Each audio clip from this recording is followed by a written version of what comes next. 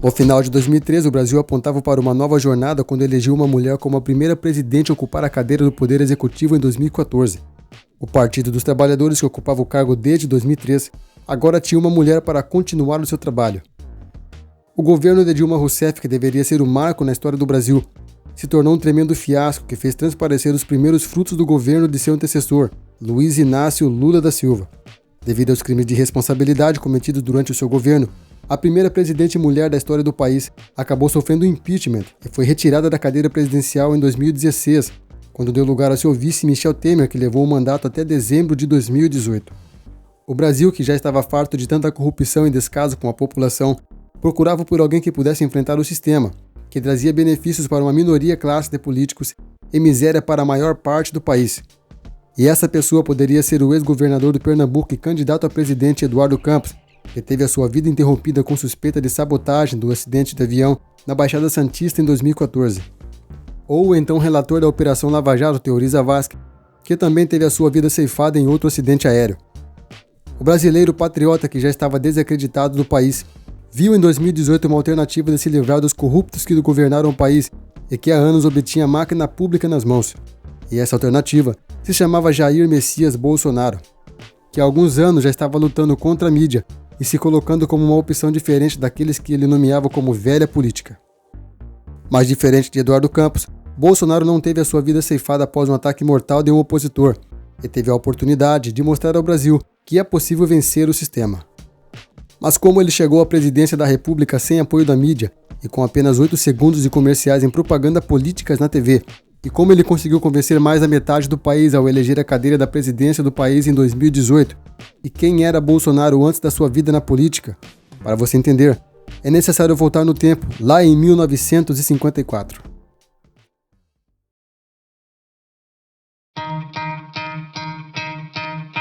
Em 1954, o Brasil se despedia de Getúlio Vargas, um dos maiores presidentes da história do país. O mundo se recuperava dos traumas da Segunda Guerra Mundial, e a ONU havia sido criada há menos de 10 anos.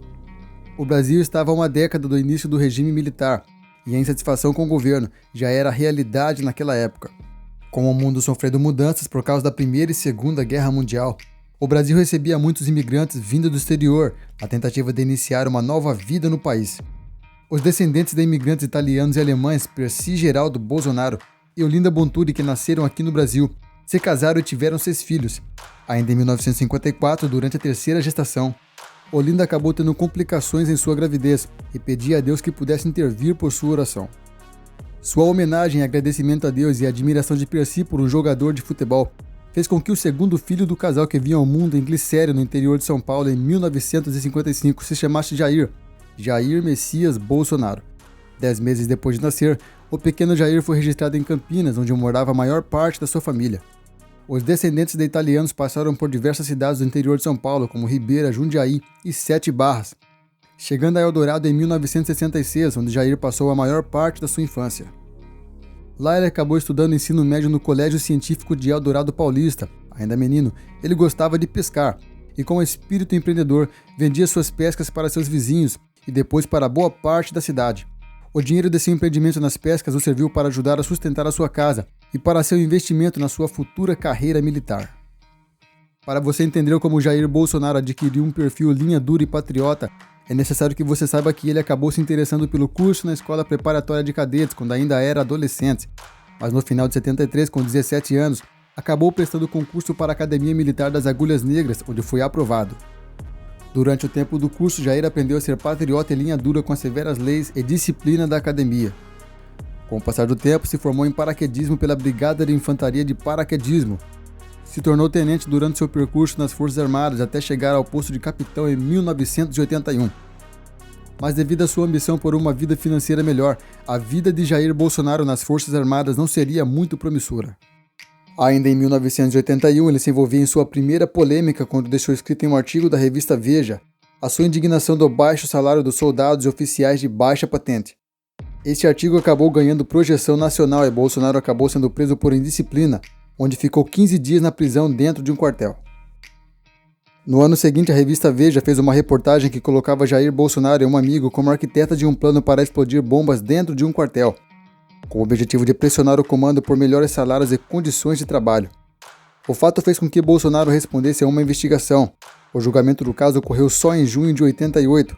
A decisão do Supremo Tribunal Militar foi de que os capitães não fossem excluídos completamente do exército e que alegaram serem vítimas de um processo viciado. Com toda a repercussão na época, Bolsonaro acabou indo para a reserva com a patente de capitão.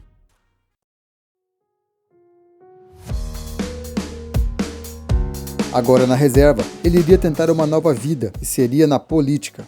Com seu nome em alta por causa das denúncias e polêmicas envolvendo seu nome na revista Veja, aproveitou a fama e participou das eleições para vereador no Rio de Janeiro pelo Partido Democrata Cristão.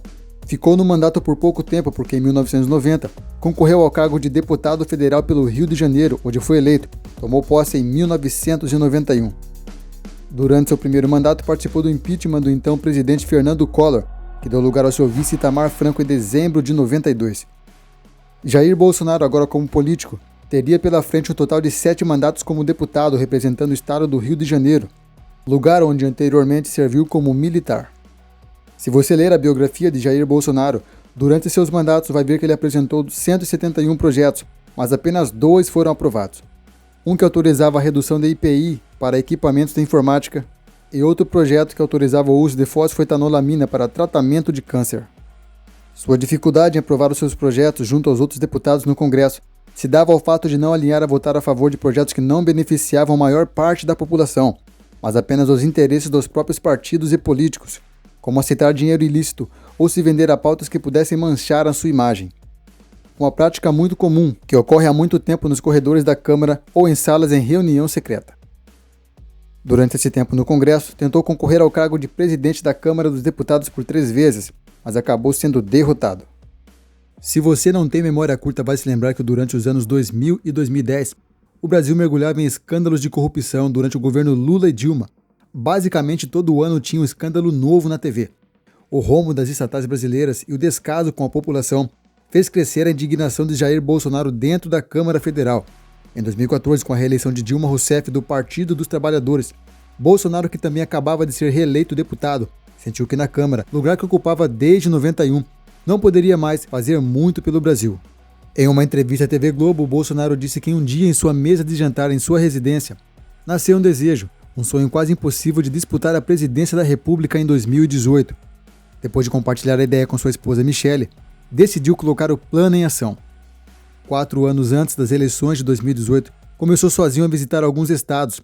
As visitas tinham como objetivo propor a sua ideia e discutir projetos com pessoas comuns. Com sua experiência de 27 anos no Congresso Nacional, começou a fazer duras críticas ao governo do PT. Usando linguagem simples e falando a língua do povo, começou a ser visto e ao mesmo tempo criticado pela grande mídia. Dessa forma, começou a crescer o nome de Jair Bolsonaro em todo o país. As polêmicas que o envolviam o faziam ser severamente criticado pelos seus opositores. Bem, você com certeza vai se lembrar de ter ouvido a frase que dizia que o quanto mais batiam, mais ele crescia. As suas pautas e projetos de leis para o governo, como a privatização da Petrobras, a criação de escolas cívico-militares e o acesso facilitado da população às armas de fogo, ganharam o coração das pessoas. De repente, o Brasil estava vendo uma opção diferente de todas as outras para as eleições presidenciais em 2018. O trabalho que iniciou em 2014 andando pelo Brasil começava a dar os seus frutos. No ano das eleições, o movimento dado com o nome de bolsonarismo já era o mais comentado nas mídias alternativas. A essa altura, Bolsonaro, por se dizer e defender valores cristãos, teve apoio em massa da igreja evangélica. A frase Brasil acima de tudo e Deus acima de todos fortaleceu a identidade da sua campanha. Seus opositores, que basicamente eram partidos da esquerda e apoiadores do governo do PT, que juntos somavam uma boa parcela da população, traziam argumentos de divergência junto a fatos contraditórios sobre o movimento bolsonarista. Dessa forma, o Brasil na década de 2010 se dividia em 2 pensamentos. Os pensamentos de direita, onde se concentra a maior parte da população que se diz conservadora, que defende os valores da família, democracia, capitalismo e liberdade de expressão, junto aos valores de direito cristão, que se dava pela expressão Deus, Pátria, Família e Liberdade. E os pensamentos da esquerda, onde se concentram as pessoas doutrinadas nas escolas e universidades por professores de esquerda que pregam os benefícios do socialismo, comunismo e marxismo cultural, onde são citadas pautas como direito ao aborto, igualdade de gênero e o feminismo, dentre outras pautas. E ainda apoiadores do governo Lula e Dilma espalhados em todas as partes do Brasil. Desta forma, 2018 era o ano marcado pelas diferenças entre dois pensamentos em uma eleição diferente de todas as outras. Os casos de corrupção que manchavam o governo do PT, a indignação popular e as altas inflações que eram sentidas no bolso do brasileiro, junto à revolta a um atentado contra Jair Bolsonaro em Minas Gerais, que quase o custou a vida, fez o resultado da ação opositora contra Jair Bolsonaro dar o efeito contrário ao esperado por inimigos que o queriam fora das eleições. A quantidade de pessoas que apoiavam o candidato à presidência aumentou significativamente depois do fatídico dia em Juiz de Fora, pois estava mais que provado que se ele incomodava demais o sistema, era porque realmente ele tinha algo de diferente. Apesar de apenas 8 segundos de propaganda política na TV, divulgações falsas e caluniosas e sem apoio da grande mídia, Jair Bolsonaro foi eleito no segundo turno das eleições de 2018 com 55,13% dos votos contra Fernando Haddad do PT. A era da informação que dava a possibilidade a qualquer pessoa chegar à informação sem que fosse transmitida pela TV, fez com que a nação vencesse a manipulação que é a principal arma da grande mídia, sendo jornais e canais de televisão. Em 1º de janeiro de 2019, o militar reformado Jair Messias Bolsonaro recebeu a faixa de chefe de Estado, se tornando o 38º presidente do Brasil. A eleição dele era esperada como um novo tempo para a nação brasileira. Foi marcado pela expectativa de mudança no cenário brasileiro e o fim da corrupção que havia manchado a imagem do Brasil no exterior.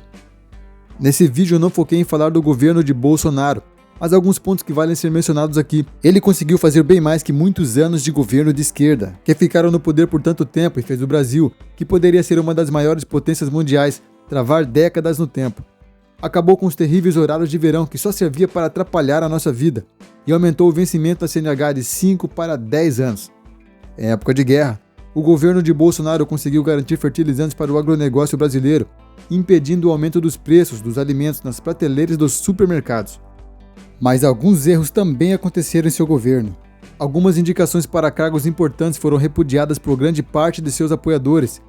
Esses, dentre outros erros, como algumas falas, prejudicaram sua imagem perante a população e outros feitos que resultou na perda de confiança do eleitor brasileiro. Porém, durante o seu mandato, terminou obras que estavam paradas há anos por governos anteriores e diminuiu o desmatamento na Amazônia.